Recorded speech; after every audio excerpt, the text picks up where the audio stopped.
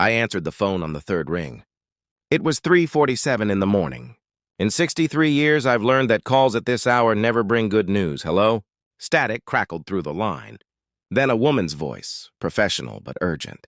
Is this William Garrison speaking? Mr. Garrison, my name is Patricia Chen. I'm a social worker at St. Paul's Hospital in Vancouver. I'm calling about your daughter. My hand tightened on the phone. My daughter? Yes, sir, Jennifer. She's here and she's asking for you. The room tilted. I sat down hard on the edge of the bed. My wife stared beside me. That's impossible, I said. The words came out flat, mechanical.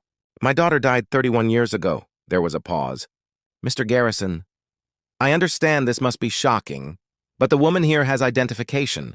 She says she's Jennifer Garrison. She has a birthmark on her left shoulder blade, shaped like a crescent moon. She says you used to call it her lucky moon when she was little. I stopped breathing. Nobody knew about that. Nobody except family. We'd never mentioned it in missing person reports. We'd never told the police. It was our private thing. Something I'd made up when Jenny was 3 and terrified of the dark. Mr. Garrison, I'm here. My voice cracked. Where did you say she is? St. Paul's Hospital, psychiatric unit. She was brought in 2 days ago after a crisis intervention. She's stable now, but she's asking for you. She says she finally knows who she is. I looked at the clock. 3:49 a.m. Vancouver was a 4-hour drive from Kelowna. If I hit traffic, I'm on my way. I hung up before she could say anything else. Before I could think too hard about what I was doing, before 31 years of grief could talk me out of it. My wife, Margaret, was awake now, watching me with that careful expression she gets when she thinks I'm about to do something reckless. Who was that? Someone says they found Jenny. She sat up straight. Bill, I know. I was already pulling on my jeans, grabbing yesterday's shirt from the chair. I know how it sounds, I said. But she knew about the birthmark, Maggie. She knew about the lucky moon. Margaret's face went pale. We'd had calls before over the years. Con artists, mostly. People who'd read about our missing daughter and thought they could exploit a grieving family. They always got the details wrong. The lucky moon was different. I'm coming with you, Margaret said, reaching for her clothes. No. I said it more gently than I felt. Not yet. Let me see first. If it's real, I'll call you immediately. If it's not, I couldn't finish. If it's not, I'll fall apart and I need you to be here solid and whole, so I have something to come back to. She understood. After 42 years of marriage, she always understood. The drive to Vancouver was the longest 4 hours of my life. I'd made the trip hundreds of times, but never like this. Never with this terrible, fragile hope burning in my chest like a live coal. I kept the radio off. I needed silence to think, to remember, to prepare myself for whatever I was about to find. Jennifer had been 17 when she disappeared. December 14th, 1993. She'd told us she was going to a friend's house after school. We later learned she'd actually gone to meet a boy, not the one we thought she was dating, but an older man, 23, who worked at a garage on the east side. They'd had a fight. He'd left her at a bus stop on Hastings Street at 11 p.m., angry and alone in one of the worst parts of the city. She never came home. For 3 years we searched, put up posters, worked with police, hired private investigators we couldn't afford. Margaret stopped sleeping. I stopped everything that wasn't work or searching. Our marriage nearly collapsed under the weight of it. Then in 1996 they found remains. Female, approximately 17 to 19 years old. Found in a wooded area outside Mission. Dental records were inconclusive. The body had been there too long. The damage was too extensive. But there was other evidence. A jacket that looked like the one Jenny had been wearing, a silver ring that might have been hers. The forensics team said they were 70% certain. 70% had been enough. We held a memorial service, buried an empty casket, tried to move on. Some days I convinced myself I had. I reached Vancouver just after 8 in the morning. St. Paul's Hospital sat in the downtown core, a sprawling complex I'd driven past 1,000 times without really seeing it. Now it loomed in front of me, massive and indifferent. I found parking and asked for Patricia Chen at the information desk. She met me in the lobby 15 minutes later. Late 30s, kind eyes, the sort of face that had seen too much suffering and somehow remained compassionate. "Mr. Garrison, thank you for coming so quickly." She shook my hand. "I want to prepare you before you see her. Jennifer has been through significant trauma. She's had what we believe is a dissociative episode, triggered by recovered memories. She's been living under a different name for the past 3 decades. "What name?" I asked. "Melissa Morrison? She's been in Vancouver the whole time, Mr. Garrison, working various jobs, mostly in the service industry. She's been intermittently homeless. 3 days ago, she saw a poster, one of the old missing person posters for Jennifer Garrison. Someone shared it on social media as part of a cold case awareness campaign. When she saw the photo, something broke open. We walked through corridors that smelled of antiseptic and floor polish. My heart hammered so hard I thought I might collapse. She's been having flashbacks," Patricia continued. "Fragments of memory. A house with blue shutters. A mother who made cinnamon rolls on Saturday mornings. A father who built her a treehouse but was afraid of heights himself, so she had to climb up first to test if it was safe." I stopped walking. The treehouse. I'd built it when she turned 9. She'd laughed herself sick watching me shake on the ladder, gripping the rung so tight my knuckles went white. "Mr. Garrison, about the treehouse," Patricia said. "You should know before we go in that she's scared, too. She's scared you'll be angry. Scared you'll blame her for disappearing. Scared you won't believe her. Or worse, that you will believe her and won't want her back after all these years. Trauma isn't rational. We stopped outside a door marked 412. She's in here. I'll give you some privacy, but I'll be right outside if you need anything." Patricia pushed the door open. The room was small. Standard hospital setup. Bed, chair, window with blinds half drawn. A woman sat in the chair by the window, backlit by morning sun, so I couldn't see her face clearly at first. She stood slowly like her legs might not hold her. I couldn't move. I couldn't breathe. She was older, of course. 48 now, not 17.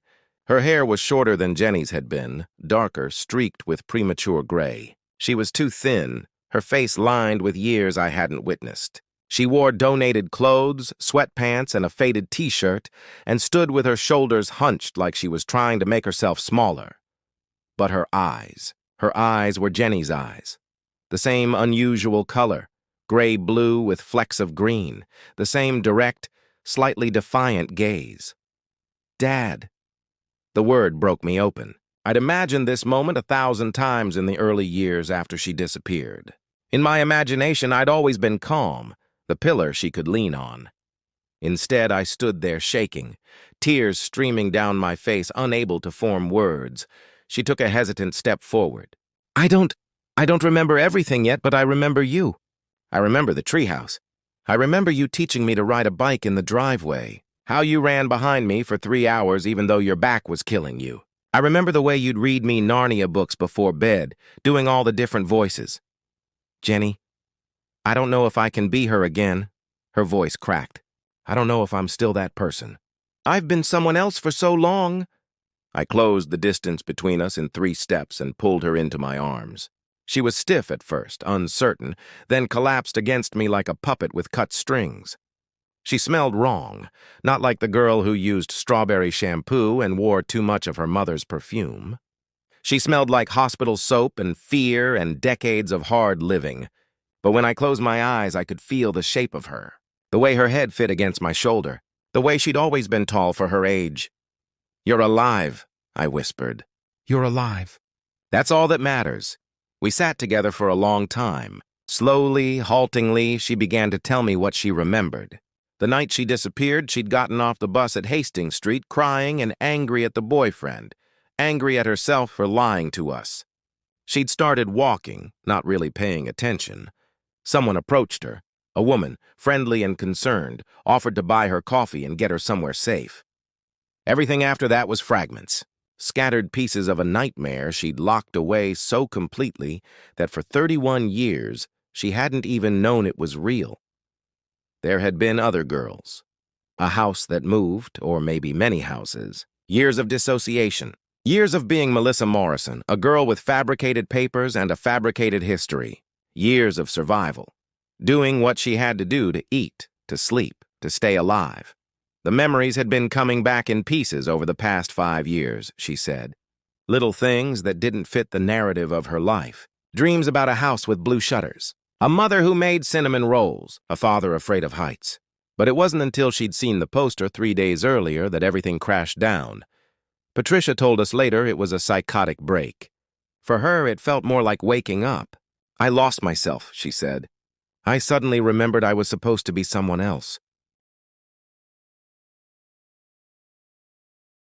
I listened. I didn't interrupt. Some of what she said made sense. Some of it was fragmented, the way trauma memories often are. But through it all, there were small, specific details no con artist could have known. The way I always burned the popcorn on movie nights. The scar on her knee from falling off her bike at 7, trying to impress the neighbor boy. The stupid argument we'd had the week she disappeared about her curfew. How I'd grounded her and she'd screamed that she hated me. Those had been the last words we'd ever spoken. I didn't hate you, she said. I need you to know that. I was 17 and stupid, but I didn't hate you. My throat was so tight I could barely speak. I know, sweetheart. I know. There was a knock on the door. Patricia came in apologetic. I'm sorry to interrupt, but Jennifer needs to rest. And, Mr. Garrison, there are some practical matters we need to discuss. In the hallway, Patricia kept her voice low. We'll need to do a DNA test to confirm her identity. Though, given what you've told me, I don't think there's much doubt. The police will want to interview her. A trafficking task force will be very interested. She'll need extensive therapy. She's had what amounts to a complete identity collapse. The integration process will take months, maybe years. Whatever she needs, we'll provide it. There was something else. Patricia hesitated. The remains you buried in 1996, we'll need to re-examine them. If Jennifer is alive, then someone else's daughter is in that grave. Someone else's family deserves to know the truth. The implications hit me like a fist to the gut. For 31 years, we'd mourned her. Somewhere out there, another family might still be searching, waiting for news that would never come because we'd taken their daughter's body and called it ours. I'll contact the police, I said. Today, we'll do whatever needs to be done. The DNA test took 10 minutes to administer and 2 weeks to process. Those were the longest 2 weeks of my life, longer than the first 2 weeks after Jenny disappeared, because back then I still had hope without complication. Now my hope was tangled up with fear and guilt and a desperate clawing need for this to be real. Margaret and I visited the hospital every day. Jennifer, she wanted to be called Jenny now, slowly became more present. The dissociative episodes became less frequent. She remembered more each day. She remembered her mother's cinnamon rolls, the blue shutters on our old house, the cat we'd had, Winston, who died when she was 15.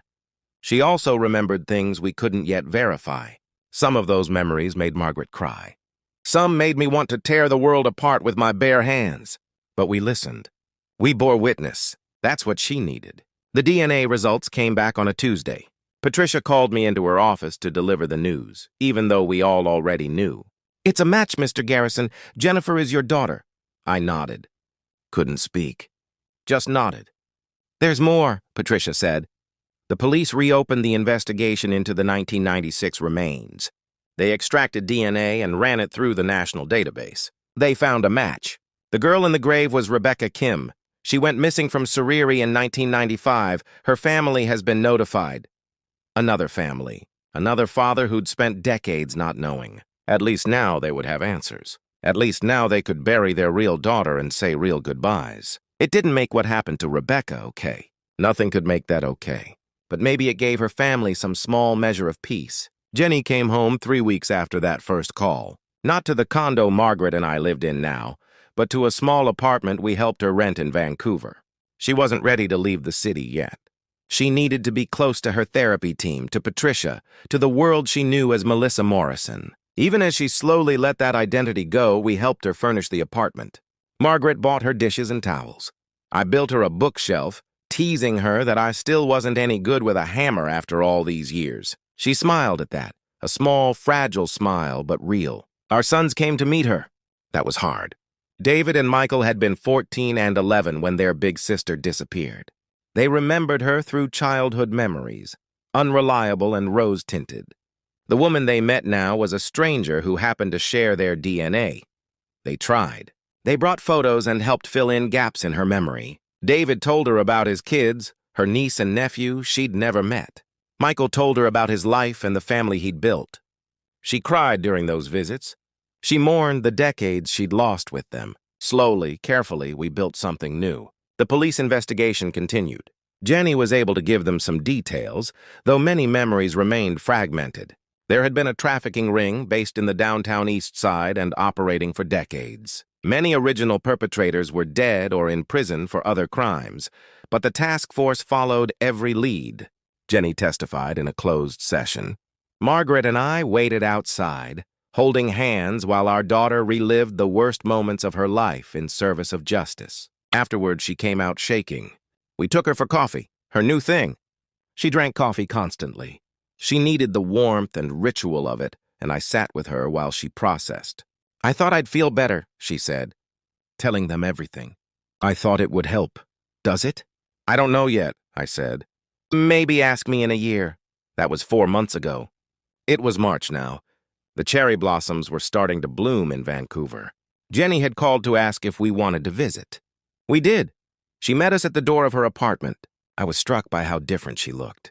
She'd gained weight. A good thing, Margaret kept saying. Her hair had grown out and showed more of the auburn I remembered from her childhood. She wore jeans and a sweater that actually fit her, not the donated clothes from the hospital. She looked more like herself, not the 17-year-old we lost, and not entirely Melissa Morrison either. Someone new, someone learning to be both. I made coffee, she said, and I tried to make cinnamon rolls. Mom's recipe. I had to call her 3 times to get it right, and they're definitely not as good as hers. But they'll be perfect.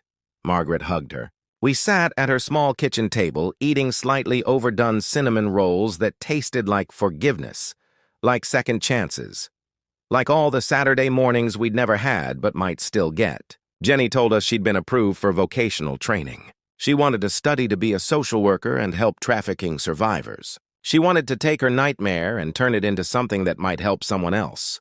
I thought about how proud I was of her. This woman who'd survived the unthinkable, who'd lost herself and found her way back, who was choosing to move forward instead of staying stuck in the past. I've been thinking about the treehouse, she said suddenly. Do you remember, Dad, how scared you were of heights? I remember. Why did you build it if you were so afraid? She looked at me. This daughter who'd been dead and was alive, who'd been lost and was found, who'd been Melissa and was Jenny and was herself. Because you wanted one, I said simply. Because you were mine, and I would have climbed Everest if you'd asked me to. She smiled, a real smile that reached her eyes. That's good, she said. Because I think I might need you to climb a few more mountains before we're done. Then that's what I'll do, I told her. However many mountains, however long it takes. I'm not going anywhere, and I meant it. We'd lost 31 years. We'd never get them back, but we had now. We had whatever time was left. I intended to make every second of it count. Because my daughter had come home. Not the same, not whole, not healed, but alive.